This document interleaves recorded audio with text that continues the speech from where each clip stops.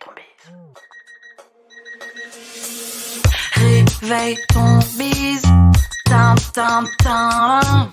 Réveille ton bise. Hello et bienvenue sur le podcast Réveille ton bise. Je suis Justine, mentor podcast et business. J'aide les entrepreneurs à développer un business qui leur ressemble grâce au Human Design et sans prospection grâce au podcast. Tous les lundis à 6h, je me mets au défi de vous partager des conseils et de l'inspiration pour vous réveiller, vous et votre business. Est-ce que vous êtes prêts à attaquer cette nouvelle semaine à fond ? Moi, je le suis. C'est parti, bonne écoute.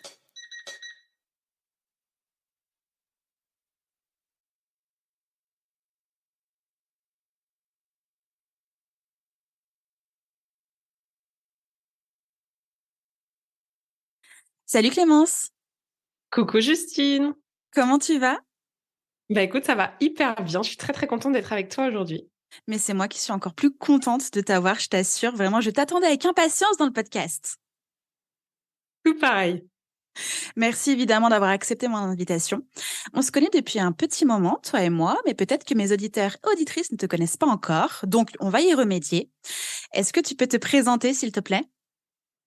Hello à tous. Bon bah du coup pour ceux qui ne me connaissent pas, moi c'est Clémence. Je suis coach business et j'accompagne en fait les coachs à développer leur activité grâce notamment à la CC School, qui est mon coaching de groupe et qui est mon offre chouchoute. C'est une transition presque parfaite. J'ai envie de te dire que ça tombe à pic, mais on a quand même préparé cet épisode comme il le fallait. On va parler aujourd'hui de coaching de groupe et plus particulièrement de coaching collectif. C'est vraiment ta marque de fabrique, c'est ta passion, c'est ton dada et donc c'est le sujet du jour. On va commencer par le commencement du coup. Qu'est-ce que c'est qu'un coaching collectif ? Alors, c'est une très bonne question. Je pense qu'il y a plein de définitions du coaching collectif, mais globalement, pour moi, le coaching collectif, c'est le fait de coacher en groupe. Et après, tu as plein de formes, en fait, ce que ça peut prendre dans la manière de coacher pour obtenir en soi un coaching collectif. Mais c'est vraiment l'idée d'avoir une problématique commune et au travers d'une séance de coaching où on est plusieurs, de se faire coacher soit de manière globale, soit avec une personne sur une problématique qui va être coachée devant les autres, soit une seule personne et tout le monde va la coacher. Enfin, il y a plein de manières en réalité de faire du coaching collectif, mais l'idée c'est en tout cas de bénéficier de la puissance et de l'énergie d'un groupe pour t'aider à avancer en fonction de tes besoins et de tes objectifs. Ok, ça veut dire qu'il y a quand même pas mal d'avantages. Est-ce que tu peux nous en lister 3 principaux ? Alors, 3 avantages au coaching collectif. En fait, il y a des avantages des deux côtés. Il y a des avantages en tant que coach et il y a des avantages en tant que coaché. Ok. En tant que coaché, quand tu intègres un coaching collectif, ce qui est assez ouf, c'est en fait de pouvoir bénéficier de l'effet miroir. Pour moi, c'est un des trucs qui a le plus de valeur quand vraiment tu fais du coaching collectif pur. C'est que quelque part, c'est plus facile de voir en toi ce qui bloque et tes problématiques quand tu les vois sur quelqu'un d'autre. Mmh. Et même moi, en tant que coach, je le vois. Quand tu coaches quelqu'un, tout de suite, il y a des mécanismes un peu de défense qui, en fait, sont pas du tout là quand tu es spectateur.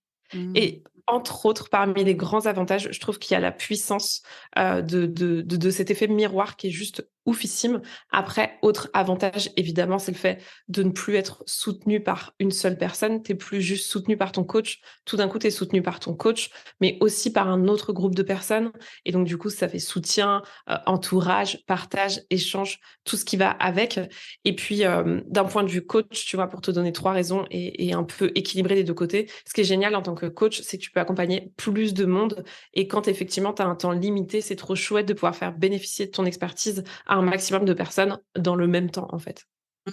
Hyper clair. C'est trop bien d'avoir ces 2 points de vue. C'est vrai que j'avais pas envisagé ma question avec les 2 points de vue. Merci de nous avoir offert ces 2 points de vue. Avec plaisir. C'est important de voir les choses des deux Oui, côtés. non, mais C'est c'est quelque vrai. chose d'important pour moi. Donc, c'est chouette de pouvoir vous l'offrir sous cet angle-là aussi. Merci beaucoup. On voit souvent que coaching collectif, c'est souvent un peu la définition d'un coaching d'équipe. qu'on peut voir par exemple dans les entreprises, des personnes qui arrivent et qui viennent coacher une équipe avec un manager ou un dirigeant, etc. Alors que dans le cadre de ta CC School, justement, dans ton programme de coaching collectif pour les coachs qui veulent lancer ou développer leur business de coach, eh bien, ce sont des solopreneurs. Du coup, qu'est-ce que ça change et en quoi ça peut être un game changer, justement? Bah, il y a pas une énorme différence quelque part entre le coaching d'équipe et le coaching collectif, si ce n'est OK. qu'au départ, les gens ne se connaissent pas. En fait, Mmh. c'est ça la vraie différence, c'est que dans une équipe, il y a un historique, alors que dans un coaching collectif, tel que, en tout cas, c'est le cas dans la CC School et globalement sur le marché du coaching aujourd'hui, bah, en fait, les gens se connaissent pas au départ. Donc, ça change pas mal de choses dans le sens où, en général, le coaching d'équipe, il y a un but commun, il y a un historique commun et il y a des contraintes communes. Ce qui est pas totalement le cas en coaching collectif avec des solopreneurs, puisque là, en fait, l'idée, c'est vraiment, et c'est pour ça que c'est pas si simple que ça de mettre en place un système de coaching collectif qui soit vraiment puissant, c'est qu'il faut réussir à la fois à considérer chaque personne dans son individualité et Mmh. prendre en compte chacun de ses besoins, de ses problématiques, etc. Et en même temps, lui permettre d'intégrer un groupe, de bénéficier de la puissance d'un groupe et de pouvoir aussi donner à l'intérieur de ce groupe. Et c'est aussi pour ça que, quelque part, il y a des prérequis qui sont plus compliqués en coaching collectif qu'en coaching d'équipe. Tu vois, coaching d'équipe, Mmh. tu as une équipe, tu as une problématique, tu as envie d'avancer avec un cerveau commun et c'est génial. Simplement, le coaching collectif tel qu'on le connaît aujourd'hui sur le marché du coaching, particulièrement le marché du coaching en ligne, c'est assez différent puisque finalement, déjà, au départ, les gens ne se connaissent pas. Mais l'idée, c'est justement d'avoir quand même un but commun. C'est ça qui va faire le lien. Yes. Mais du coup, ça veut dire que, quand tu intègres un coaching collectif avec des personnes que tu ne connais pas, est-ce qu'il y a pas des phases où tu te dis: «Ouais, mais en fait, je les connais pas. Est-ce que je vais pouvoir parler librement? Est-ce que ces personnes-là vont me ressembler? Est-ce que je suis au même niveau business ou niveau problématique que ces personnes-là?» Est-ce que justement, tu as remarqué des choses qui pourraient être un peu un blocage et au contraire une force? Bah, je pense que tu as tout dit, le blocage, il se trouve ici. Alors, il y a 2 choses. Il y a ceux qui n'ont jamais fait de coaching collectif et qui connaissent le coaching individuel et c'est vrai que le coaching, c'est hyper puissant, donc tu te dis: «Je vois pas comment en collectif, tu peux avoir plus de valeur qu'en individuel». Donc déjà, il y a ce truc de tant que tu l'as pas vécu, tu peux pas vraiment comprendre ce que c'est et on a beau t'en parler. Enfin, moi, je l'ai vécu en tant que coach et je l'ai vécu en tant que coachée, justement. Et c'est comme ça, notamment, qu'on s'est rencontrés dans le 3-6. Donc, moi, j'ai vu les deux côtés. J'ai vu en tant que consommateur, client, coaché et je l'ai vu en tant que coach. Et, euh, et en fait, je trouve que c'est aussi notre rôle en tant que coach de créer cette symbiose dans un groupe. Ça, c'est indispensable. Après, en fait, c'est pas si compliqué que ça, dans le sens où si les personnes décident de travailler avec toi, décident d'investir avec toi, elles ont au moins déjà en commun, potentiellement, globalement, des valeurs. Enfin voilà, on peut se dire que si toutes les personnes, elles m'ont choisi moi ou elles t'ont choisi toi, c'est qu'il y a des trucs qui fit et donc en général, il y a des trucs en commun. Ensuite, c'est hyper important, je pense aussi dans un coaching collectif que justement, en tout cas pour bénéficier au maximum de l'expérience. Et encore une fois, ça dépend, mais idéalement, je trouve que le mieux, c'est que tout le monde soit au même niveau au démarrage et que tout le monde veuille atteindre le même objectif. Mmh. Je dis encore une fois, ça dépend parce que ça peut être hyper intéressant aussi, par exemple, d'assister à un coaching de quelqu'un de plus avancé. Tu vois? Je dis pas du tout que c'est pas incompatible, mais simplement pour garantir le résultat, l'expérience client, etc. Le mieux quand on n'a jamais fait de coaching collectif, c'est de partir avec une problématique hyper précise et un objectif et des attentes très précises aussi et que tout le monde, tu vois, soit dans les mêmes étapes. Et là, pour le Mmh. coup, je trouve que c'est là où la magie opère. C'est quand, OK, on est tous dans le même bateau, mais du coup, on est ensemble. Et puis, bah, toutes les vagues qu'on va rencontrer, les marches qu'on va devoir monter, les challenges qu'on va devoir dépasser, bah, en fait, on se sent plus seul parce qu'on voit d'autres les vivre. Et ce qui est assez fou, hein, dans la CC School notamment, c'est que tout le monde les vit en même temps, tu vois. Il y a des vraies phases où les filles, je dis les filles, mais parfois les garçons aussi, mais en tout cas, rencontrent les mêmes challenges au même moment. OK. Est-ce que ça veut dire qu'au moment où les personnes vont rejoindre la CC School, il y a quand même une sorte de présélection sur où est-ce que les personnes, en sont actuellement avant de travailler avec toi? Ah oui, je ne conçois pas, mais d'ailleurs peut-être que ce serait concevable, mais en tout cas, actuellement, heu, tu ne peux pas intégrer la CC School sans avoir fait effectivement un appel découverte, une présélection en fait, pour être Mmh. sûr que et de un le programme corresponde aux besoins et de 2 la personnalité corresponde au programme. Mmh. Enfin, pour le coup, ça va dans les deux sens parce que l'idée, c'est vraiment que à la fin de l'accompagnement, je pense comme toute personne qui accompagne, bah, c'est que la personne elle soit méga satisfaite et qu'elle ait des résultats. Bien Donc sûr. ça sous-entend un certain nombre de critères. Et d'ailleurs, si on parle d'avantages, inconvénients, il y a énormément d'avantages au coaching collectif, surtout d'un point de vue expérience client, parce que je trouve personnellement que ça offre encore plus de transformation, encore plus de valeur qu'un coaching individuel. En revanche, dans les inconvénients, il y a tout un tas de critères à prendre en compte pour que les personnes puissent vraiment vivre l'expérience à fond. Mmh.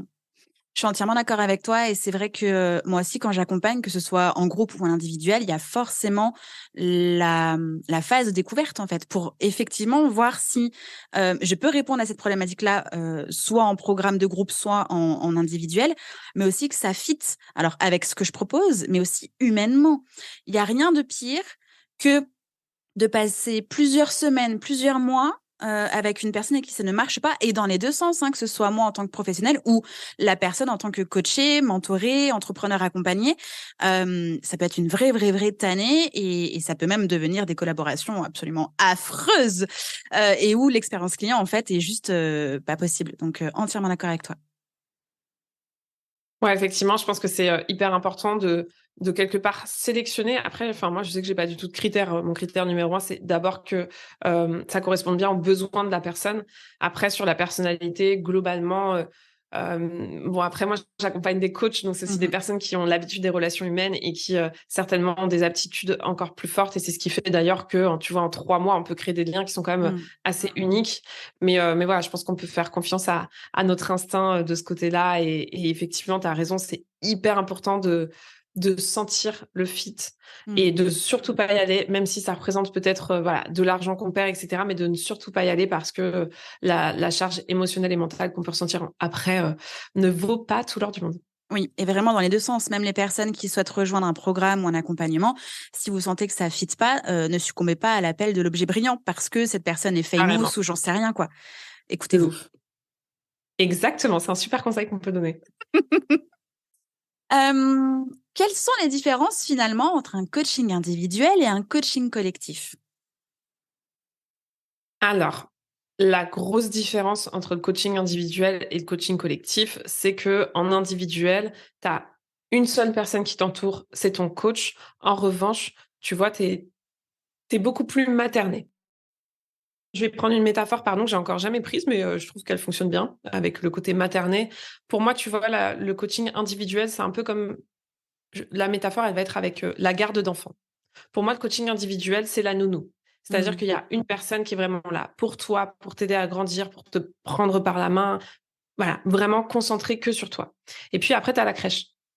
Moi, je vois le coaching collectif un peu plus comme la crèche, tu vois. C'est-à-dire que la crèche, bah, t'as les accompagnants, mais tu as aussi plein d'autres enfants qui en sont au même niveau que toi et qui rencontrent voilà, les mêmes envies, les mêmes challenges, les mêmes difficultés. Et l'idée, tu vois, c'est tu as à la fois le soutien, je veux dire des assistantes maternelles, je sais pas comment on dit pour la crèche, mais tu as en même temps, tu vois, ce côté, OK, je suis pas seule dans cette aventure de devoir grandir ou de devoir lancer son business et je peux y aller. Donc, c'est intéressant de savoir ce qui est le plus important pour nous. Est-ce qu'on Mmh. sent qu'on a besoin d'un suivi vraiment, cocooning, tenu par la main, ou vraiment c'est entre nous et le coach? Ou est-ce qu'on a aussi envie de profiter en fait de la richesse des autres pour nous aider? Et je pense que c'est une vraie question qu'on doit se poser. Je sais que beaucoup souffrent parfois de sentiments de se sentir seul, tu vois, dans Mmh. l'entrepreneuriat. Je sais que c'est une vraie problématique et c'est aussi ça que j'avais envie d'apporter avec le côté coaching de groupe, tu vois. C'était ce côté, OK, on avance ensemble.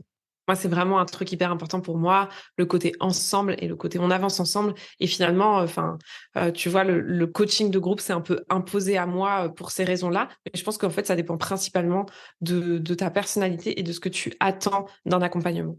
Mmh. Est-ce qu'à l'intérieur de la CC School, tu proposes quand même et aussi, une séance individuelle? Ouais, à l'intérieur de la CC School, en gros, ça dure 3 mois. On se retrouve Mmh. toutes les semaines en séance de coaching collectif. Donc, il y a 12 séances de coaching collectif, mais il y a aussi 2 séances de coaching individuelles et OK. qui sont ultra complémentaires. Et pour le coup, pour moi, tu vois, pour moi, le combo magique d'un accompagnement, c'est de la formation, du coaching de groupe et du coaching individuel. Et là, tu as vraiment le package pour avancer à vitesse grand V et réussir à franchir des étapes, tu vois, hyper rapidement, mais aussi le plus sereinement possible et à te dépasser. Pour moi, c'est vraiment le combo et ça comprend, voilà, collectif, individuel et formation aussi qui est un axe important pour moi. Mmh. Mmh. Entièrement d'accord avec toi. Pareil, hein, dans Mova ou dans mon programme Réveille ton bise, il y a du groupe et il y a de l'individuel parce que des fois, il faut juste une petite séance pour débloquer le petit truc qu'on n'avait pas pu bien voir en groupe. Et je trouve que le combo est hyper puissant. De ouf, totalement d'accord. Tu viens de dire que justement, le coaching collectif était venu à toi assez naturellement.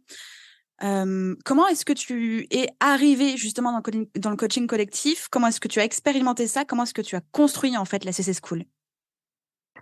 Ouais, vraiment, tu vois, quand je dis que le coaching collectif, c'est là depuis longtemps, c'est-à-dire que mon compte Insta, il s'appelle Coaching Collectif depuis le début et je l'ai créé en décembre 2020. À l'époque, j'étais même pas coach. Enfin, j'étais en début de formation de coaching, etc. Donc, Mmh. il y a ce truc avec le collectif qui est là. Je pense que ça fait partie de ma personnalité. Et aussi lointain que je me souvienne, dit la nana, ça fait 2 ans de ça. Mais en tout cas, je me souviens au tout début, j'avais pas encore défini ma cible. Mmh. Je savais que voilà, j'avais besoin de clarifier mon client idéal, etc. Mais je me souvenais juste. Donc j'avais une ancienne cible, je voulais aider les femmes sur l'équilibre vie pro, vie perso, parce que c'était important pour moi. Mmh Bref. mh. Mais je me rendais bien compte que, bref. Et je me souviens déjà qu'à ce moment-là, dans mon offre, je la voyais en collective. Donc, tu vois, OK. je pense que déjà, en fait, c'est toujours comme ça que j'ai perçu les choses parce que j'ai certainement le sentiment que c'est ce qui fonctionnait le mieux. Et puis, j'avais l'habitude de gérer un groupe parce que je suis une ancienne formatrice. Et du coup, moi, j'adore, enfin, tu vois, je le faisais beaucoup en présentiel, mais j'adore gérer les énergies de groupe et créer une symbiose et une synergie dans un groupe. C'est un truc que je kiffe faire. Et ce qui s'est passé, c'est que pendant que je faisais ma formation de coaching, on était 45 coachs. Et donc, tu vois, on arrive un peu à la fin. Moi, je termine ma formation en avril et moi, je suis déjà focus sur, OK, comment développer mon entreprise parce que c'est un truc que je kiffe. Vraiment, j'ai pris beaucoup de plaisir sur la partie marketing, communication, stratégie business.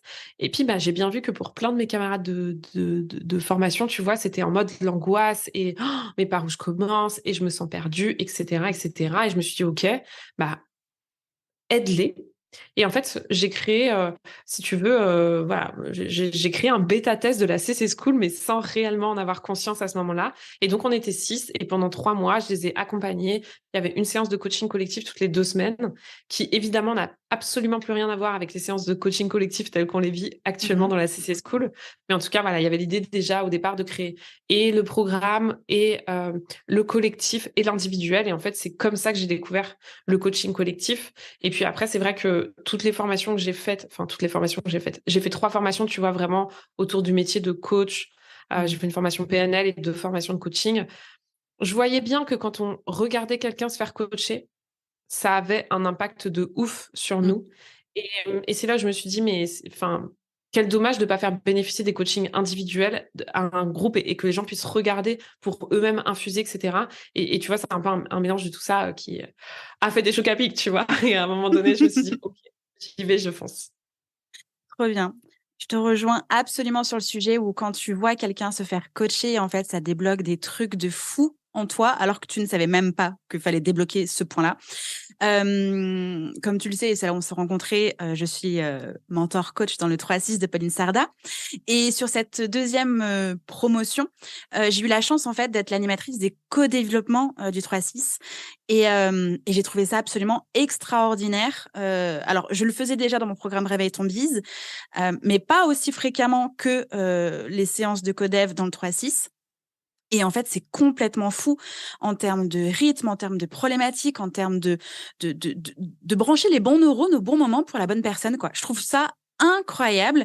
Et je pourrais plus imaginer aujourd'hui un programme d'accompagnement, en tout cas un accompagnement sans session collective, sans session de co-développement également. Je trouve que c'est un véritable levier accélérateur justement pour avancer plus vite, plus loin, en plus mieux, quoi.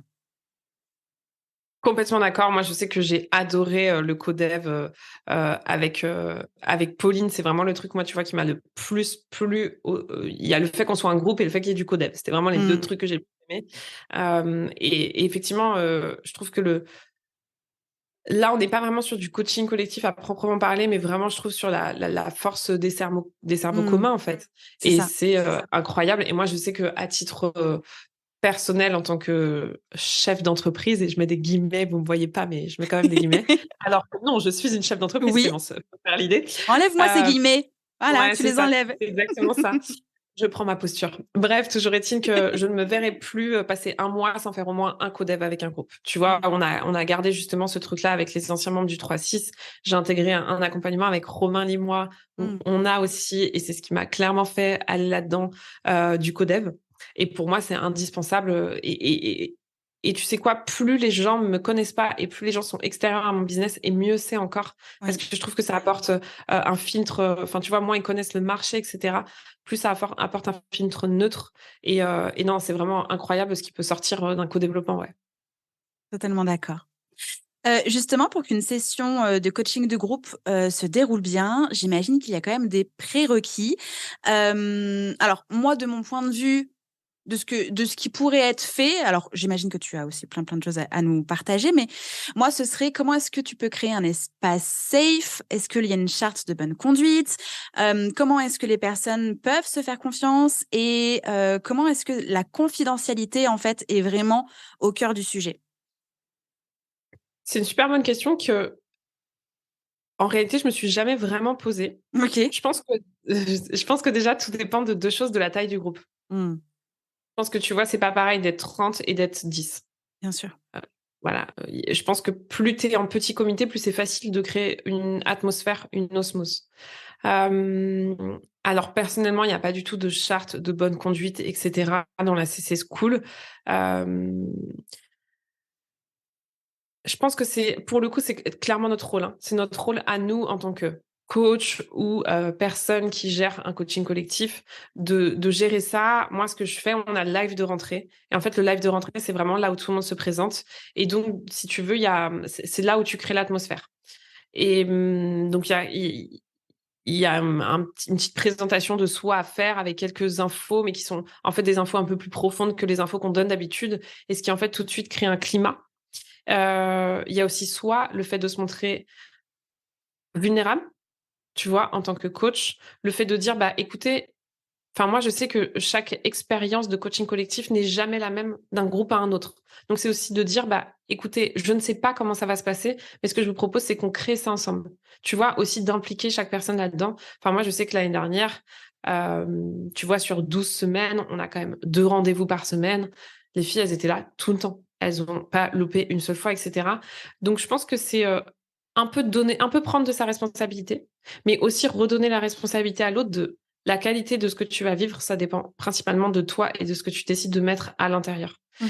Et écoute, pour l'instant, j'ai pas eu de problème, et si jamais, le mieux pour le coup, dans ces cas-là, c'est de reposer un cadre plutôt en privé, et juste de recadrer. Ce qui est hyper difficile parfois, et ce qui est important, je pense, pour que chacun trouve sa place, en revanche, c'est l'équité quelque part du temps de parole.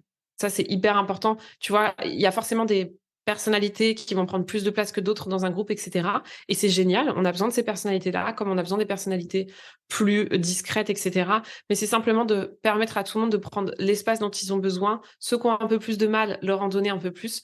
Et ceux qui ont un peu moins de mal, leur en donner un peu moins, tu vois. Et Mhm. ça, c'est un truc, pour le coup, qui est hyper important à prendre en compte de, OK, est-ce que chaque personne se sent unique et, enfin, ouais, tu vois, se sent unique dans le groupe. Ça, je pense que ça participe grandement à créer le fit et l'atmosphère idéale. Mhm. Est-ce que tu pourrais nous expliquer justement comment se déroule une séance de coaching collectif avant, pendant, après? Alors, je vais parler pour la CC School de la Yes. dernière version. En fait, ça dépend. Il peut se passer plein de choses dans des séances de coaching collectif. Moi, je sais que celle qui fonctionne le mieux, il y a 2 formats. La préparation d'une séance de coaching collectif, les filles reçoivent, je vais dire les filles, désolée pour les garçons, il y a aussi des garçons parfois, mais là, la dernière session, c'était des filles. Mais big up à tous les garçons qui nous écoutent. En fait, elles reçoivent un questionnaire pour savoir quelle est leur problématique du moment. Mhm. Quelles problématiques elles ont envie de traiter lors du coaching collectif. Comme on n'était que 5, c'était trop bien. On se retrouvait le jeudi pendant 2 heures. On commençait par, évidemment, comme toujours, faire un tour de table pour partager les bonnes nouvelles, les kiffs, etc. Et après, pendant 20 minutes, chacune pouvait passer sur sa problématique. Donc, en fait, c'était du coaching individuel devant tout le monde, quelque part. Sauf que ce qui était génial avec cette promo-là, c'est que, bon, on est tous coachs, c'est la particularité, mais c'est que du coup, tout le monde pouvait apporter sa pierre à l'édifice et en fait, c'était pour le coup des coachings collectifs où il y avait plusieurs coachs sur une seule personne. C'est pour ça que je dis qu'il n'y a pas de règle au niveau du coaching collectif, c'est que ça, c'est une option. Tu peux aussi avoir effectivement juste moi qui vais coacher la personne et les autres vont regarder.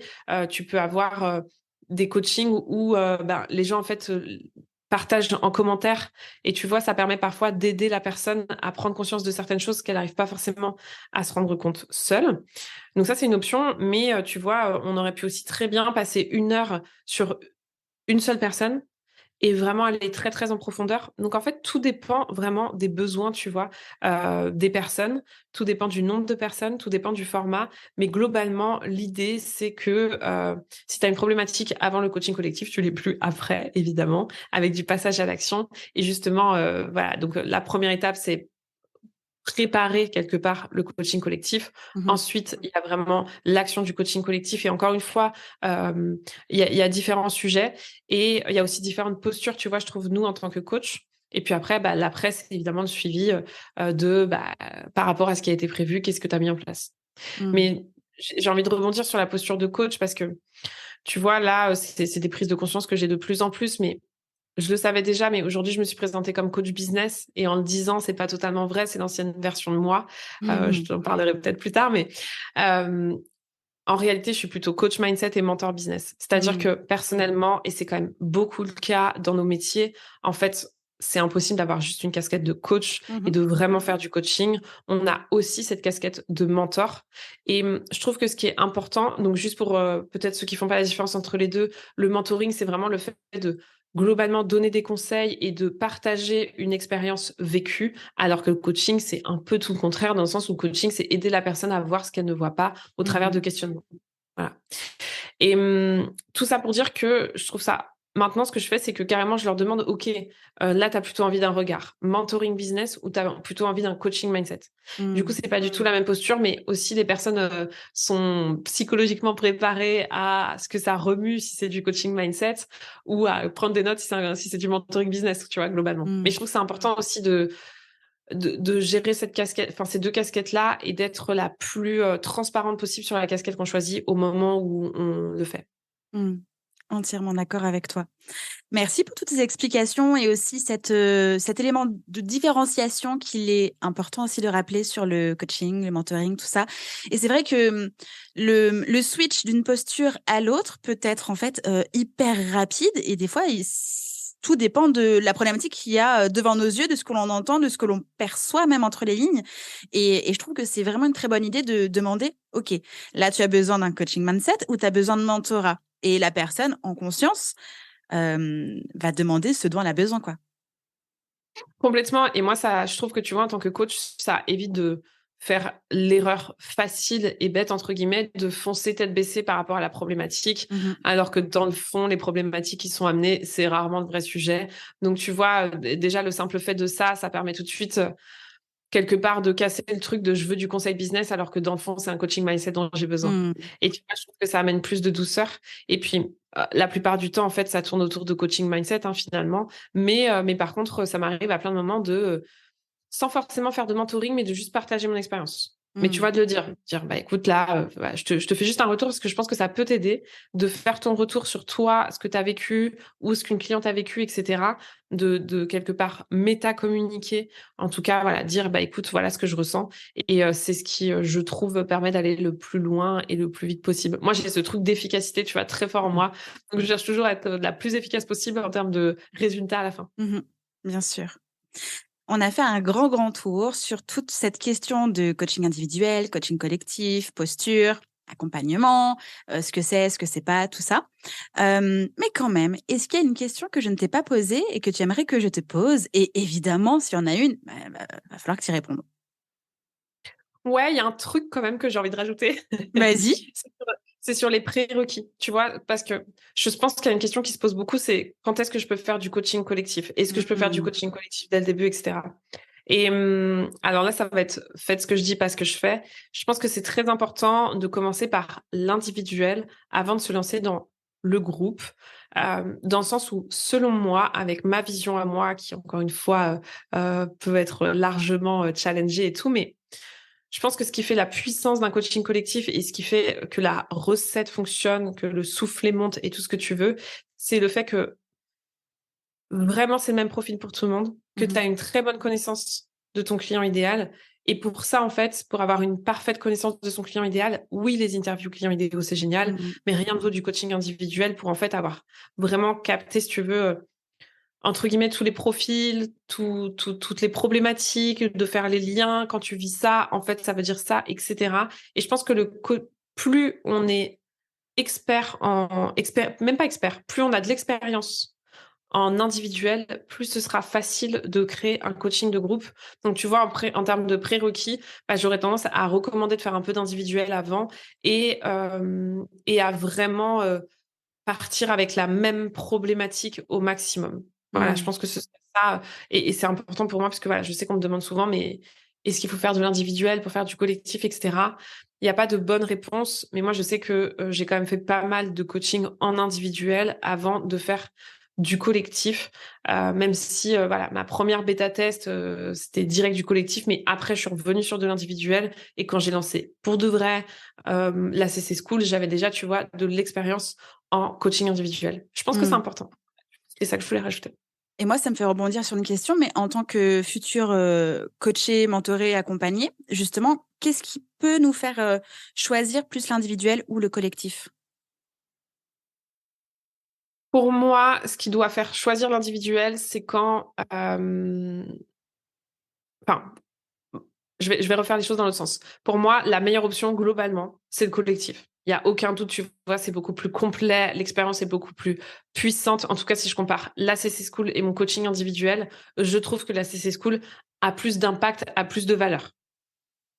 En revanche, si tu as besoin d'aller à ton rythme, si tu as besoin d'être particulièrement, encore une fois, épaulé, soutenu, écouté, etc.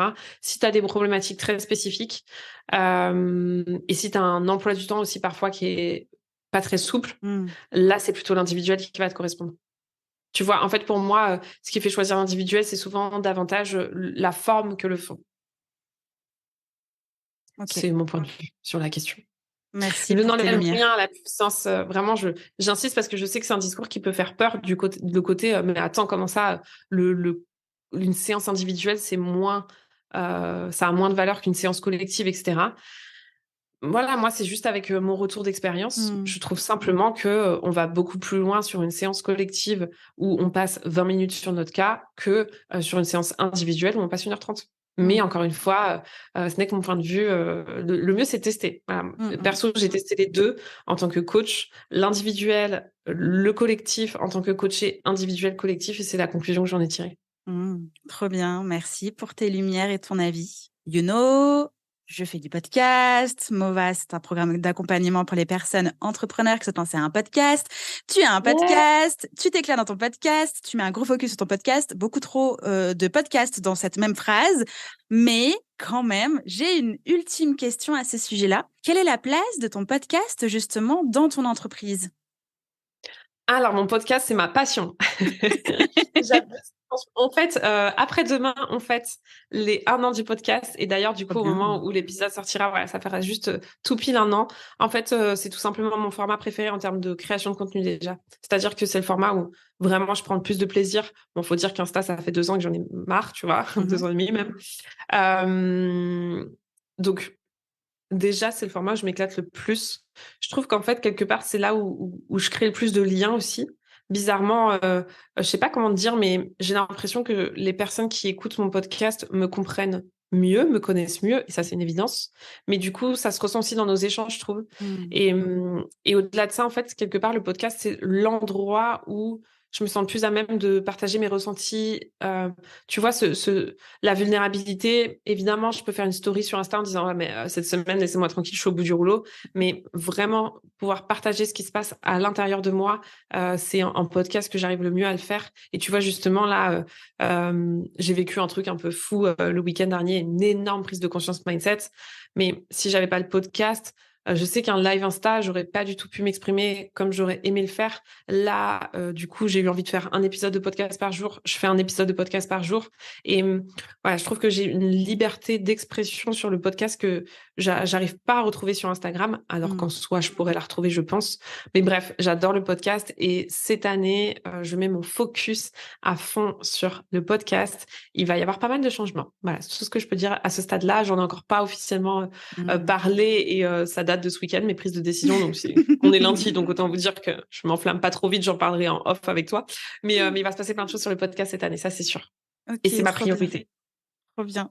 Est-ce que tu as remarqué que ça t'aidait justement à donner confiance, à plus facilement convertir, à toucher ton client, ta cliente idéale? Justement, est-ce que c'est un véritable levier?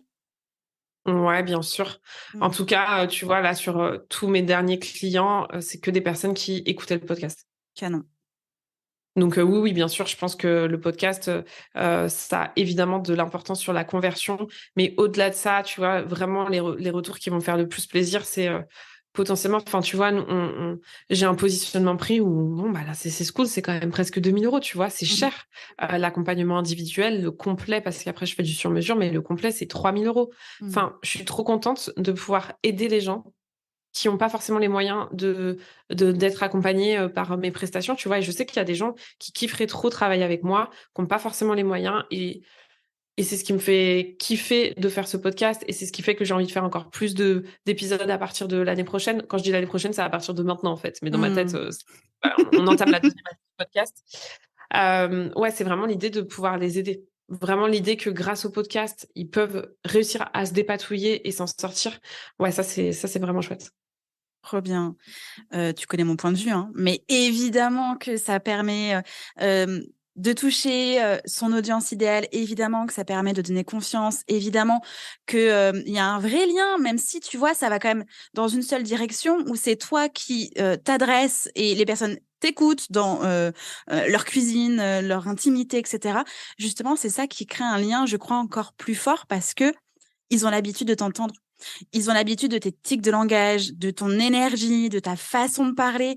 Et en fait, quand tu arrives en call découverte, bah, il y a pas besoin de briser la glace. C'est là, en fait. Ils sont peut-être encore plus enthousiastes parce que ils nous voient presque pour de vrai avec la caméra si on est en visio. Mais sinon, il n'y a pas besoin de se présenter, ni de... Non, c'est là, c'est fait, c'est comme ça. C'est comme si ces personnes-là nous connaissaient déjà et que nous, bah, finalement, on les connaissait aussi parce que bah, c'est naturel et on est dans leur vie à chaque fois qu'ils décident de nous écouter. Donc, je trouve que c'est absolument incroyable. Alors, évidemment, levier business, mais levier humain de ouf, quoi. C'est ça, levier humain de ouf et c'est ça qu'on aime. Oui, totalement. Trop bien, merci beaucoup Clémence pour ces partages, cette full valeur, tes explications, ton énergie, ton sourire, parce que moi j'ai pu voir plein de sourires et c'était trop bien. Merci beaucoup, c'était trop chouette. Bah franchement, merci à toi parce que s'il y a bien un sujet que j'adore, c'est bien celui du coaching collectif et je trouve que c'est pas qu'on n'en parle pas assez, mais en tout cas, c'est toujours bien d'en parler et j'ai passé un trop bon moment avec toi. Donc, merci infiniment pour ton invitation. Tu reviens quand tu veux? Avec plaisir. Et maintenant, ça va être à ton tour de venir Oui. à la maison et j'ai hâte de pouvoir échanger avec toi. Oui, j'ai trop hâte aussi. Merci pour tout, merci pour ce déclic, l'épisode complet, ton sourire, le cœur que tu viens de me faire. Merci pour tout, la porte est grande ouverte. Et puis, à très vite dans ton podcast. Et tu reviens dans celui-ci quand tu veux. Oui, merci. Et puis, bah, merci à tous de m'avoir écouté et au plaisir de vous rencontrer presque pour de vrai et du moins d'échanger avec vous sur Insta. Tous tes liens seront en description, évidemment. Salut Clémence, bye bye.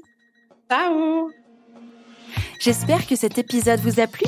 N'hésitez pas à partager le podcast à une personne qui veut aussi se réveiller avec vous.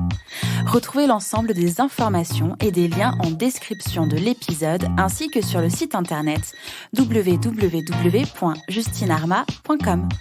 Si vous avez des idées, des suggestions ou si vous avez juste aimé cet épisode et que vous voulez me le dire, direction Apple Podcast pour laisser un commentaire et des petites étoiles. Vous pouvez aussi me laisser des petits mots sur Instagram au nom de Justine-Arma avec 2 A ou par mail à l'adresse hello@justinarma.com. N'oubliez pas de vous abonner à Réveille ton bise sur votre plateforme d'écoute préférée pour ne pas louper votre réveil. On se retrouve lundi prochain, 6h, pour un nouvel épisode. Bonne semaine. Ciao!